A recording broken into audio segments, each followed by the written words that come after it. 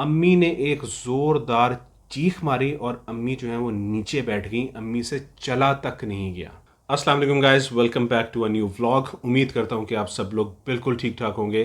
तो मैंने यूट्यूब पे और इंस्टाग्राम पे एक पोल करवाया था जिसमें मैंने ये पूछा था कि आप हॉरर स्टोरीज़ सुनना चाहते हैं, मेरे साथ क्या हुआ, रियल वाक़यात, रियल हॉरर स्टोरीज़ क्या आप सुनना चाहते हैं। तो उसका आंसर आप लोगों ने येस में दिया था और बहुत पॉजिटिव रिस्पांस आया आप लोगों का। आपने कहा जी बिल्कुल हम लोग सुनना चाहते हैं, और मेजॉरिटी ने मुझे ये बोला कि हम लोग सुनना चाहते हैं। तो बग़ैर आपका वक्त ज़ाया किए मैं स्टोरी स्टार्ट करता हूँ। ये वाक़या मेरी अम्मी के साथ पेश आया था। मैं आपको बताता चलूँ कि हमारा पुराना घर था, मेरे ख़्याल में 1995 या 1996 की बात है। मैं तो छोटा था, लेकिन बाद में मुझे पता चला कि हुआ क्या है। उस घर में मेरे साथ, मेरे भाइयों के साथ, मेरी अम्मी के साथ, सिवाय मेरे अब्बू के, और वहाँ पे जो जो हमारे हेल्पर्स थे, जैसे कि गार्ड था, कुक था या मेड थी काम करने वाली, उनके साथ बहुत सारे वाक़यात हुए उस घर के अंदर। तो गाइस, लाहौर डीएचए में उस वक्त जो 2 कनाल के घर बना करते थे उनकी डायमेंशन ये होती थी कि 75 फुट 75 फुट उसका फ्रंट होता था और 120 फुट उसकी डेप्थ होती थी। लंबाई में घर वो ज़्यादा था, फ्रंट में थोड़ा सा कम था। अभी जो फ्रंट है घरों का वो 100 फुट है और डेप्थ 90 फुट है। पहले डेप्थ 120 फुट होती थी। ड्राइवे हमारा बहुत लंबा था, लॉन बहुत बड़ा था। ड्राइवे इतना लंबा था, वहाँ पे अम्मी वॉक किया करती थी उस ड्राइवे में।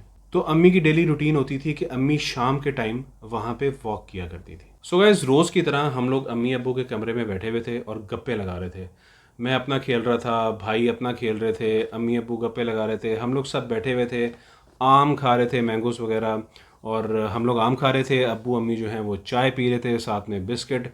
वो हमारी एक डेली की रूटीन थी कि चाय बिस्किट जो हैं वो शाम को हम लोगों ने खाने होते थे।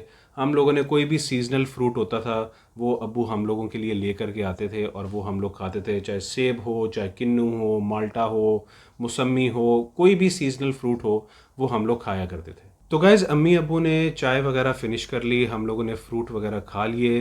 तो मैं उठता था, अपने हाथ शाथ धोता था, मैं सफाई का काफ़ी ख्याल रखता था, अपने हाथ वगैरह धोए। और मेरी एक रूटीन होती थी कि मैं फ्रूट वगैरह खाने के बाद, अम्मी अब्बू के चाय पीने के बाद, मैं नेशनल ज्योग्राफिक ज़रूर देखता था। या तो मैं वो वीसीआर पे मूवी ले आता था, या फिर एलडी होती थी हमारे पास, लेज़र डिस्क, वो बड़ी वाली डिस्क होती थी।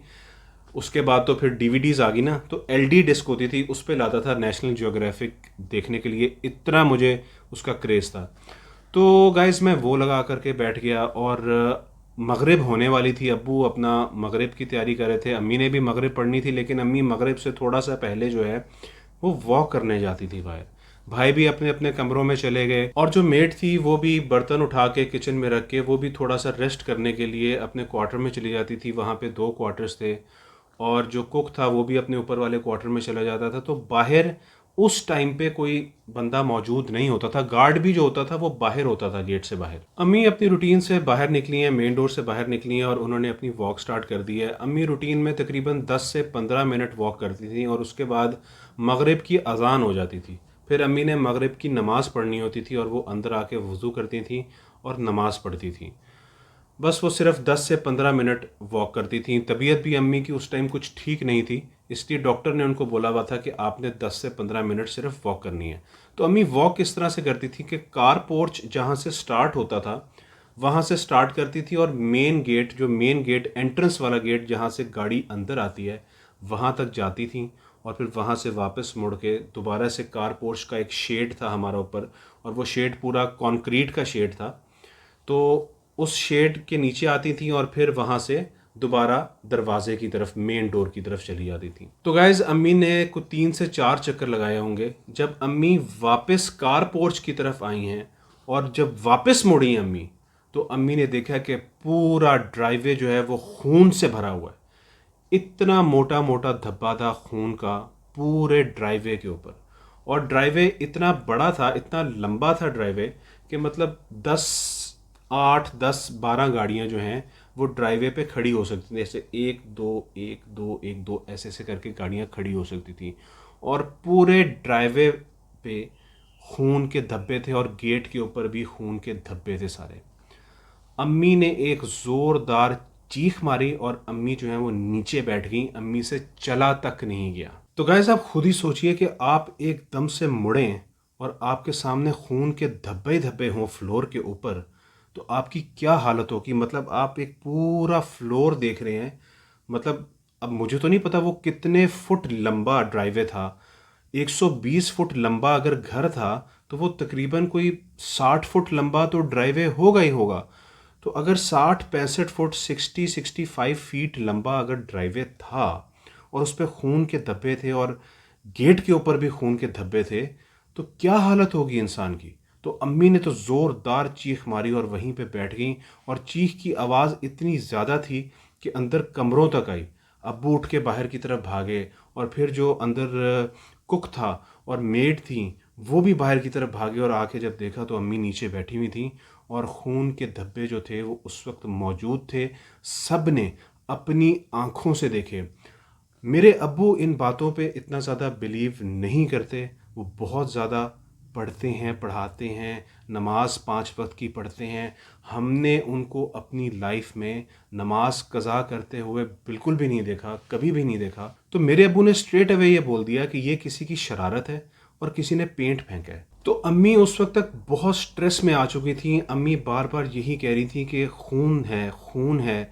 लेकिन अब्बू बड़े ही पोलाइट तरीके से अम्मी को ये समझाने की कोशिश कर रहे थे कि ये खून नहीं है, ये किसी ने पेंट फेंका है। मेरे सबसे बड़े भाई अम्मी को लेके अंदर चले गए कमरे के अंदर और अब्बू ने वहाँ पे फिर चौकीदार से और जो हमारा कुक था उससे खड़े होके वहाँ पे सारी सफाई करवाई, उसको साफ़ करवाया। अब्बू को भी ये बात पता है कि अगर वो पेंट होता तो वो पेट्रोल, डीजल, थिनर वगैरह इन चीज़ों से पेंट उतरता है। पेंट पानी से नहीं उतरता।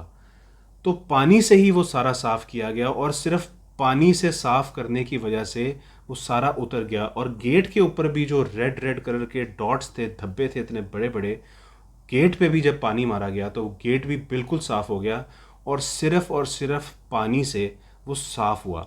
अब आप लोग ये भी कह सकते हैं यार ऑयल पेंट हो सकता है, वाटर पेंट हो सकता है, कुछ भी हो सकता है। लेकिन अगर कुछ भी हो सकता है तो वो अम्मी के मुड़ने पे ही विद इन अ सेकेंड, मुड़ने में कितनी देर लगती है, विद इन अ सेकेंड इतने सारे धब्बे किसने ऑयल पेंट से या वाटर पेंट से, कितने इतने सारे, मतलब किसने, मेरे से भी बोला नहीं जा रहा, अभी रात के 12:30 बज रहे हैं, तो किसने इतने सारे धब्बे इतनी जल्दी से वहाँ पे डाल दिए। तो गाइस साथ साथ सफाई होती जा रही थी और साथ साथ अब्बू कुरान मजीद पढ़ी जा रहे थे। कुरान मजीद की कुछ सूरतें हैं, कुछ आयात हैं, वो पढ़ते जा रहे थे। आयतल कुर्सी पढ़ते जा रहे थे, चालों को पढ़ते जा रहे थे। उसके बाद मैं आपको बताता हूँ, हमारी जो मेड थी उनके जो हस्बैंड थे वो हाफिज़ कुरान थे, वो आर्मी में ख़तीब थे। उनके एक उस्ताद थे, वो हमारे घर आया करते थे। ही वॉज अबव 80, वो उस टाइम अबव 80 थे, वो भी हाफिज़ कुरान थे। अगले दिन उनको बुलाया गया और उन्होंने कहा कि मियाँ साहब, मेरे अब्बू से मुखातिब होकर उन्होंने कहा कि मियाँ साहब ये खून ही था। अब वल्लाहु आलम वो खून था, वो पेंट था, वो ऑयल पेंट था, वो वाटर पेंट था, वो क्या था। हम तो 90%, 90 से 95%, 90 to 95% श्योर हैं कि वो खून था। क्योंकि एक सेकंड के अंदर ना तो कोई वाटर पेंट गिरा सकता है, ना तो कोई ऑयल पेंट गिरा सकता है। तो गाइज़ ये थी आज की स्टोरी। अगर आप मज़ीद उस घर के हवाले से मेरे से स्टोरी सुनना चाहते हैं, मेरे साथ क्या हुआ वहाँ पे, मेरे भाइयों के साथ वहाँ पे क्या हुआ और क्या होता रहा, उस घर के साथ फिर क्या हुआ, ये मैं अपने व्लॉग्स में भी बता चुका हूँ। तो आप मुझे ज़रूर बताइएगा, मैं इंशाल्लाह तमाम स्टोरीज़ आपके साथ शेयर करूँगा। आज के लिए बस इतना ही। Thank you so much for watching. Like, share और सब्सक्राइब करना मत भूलिएगा। Take care of your self, stay blessed. अल्लाह हाफिज़।